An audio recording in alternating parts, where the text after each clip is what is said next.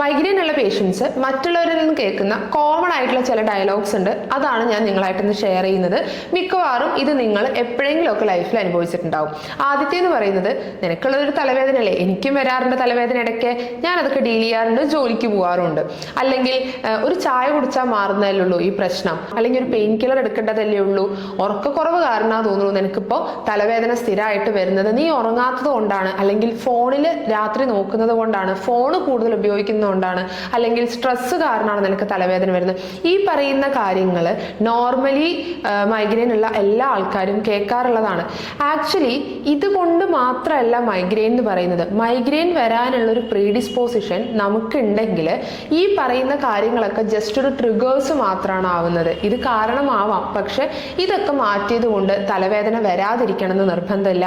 അതിന് കറക്റ്റ് ആയിട്ടുള്ള ഒരു ട്രീറ്റ്മെന്റ് തന്നെ വേണം. മൈഗ്രെയിൻ എന്ന് പറയുന്നത് കുറച്ചും കൂടെ ഡീപ്പർ ആയിട്ട് മനസ്സിലാക്കേണ്ട ഒന്ന് തന്നെയാണ്.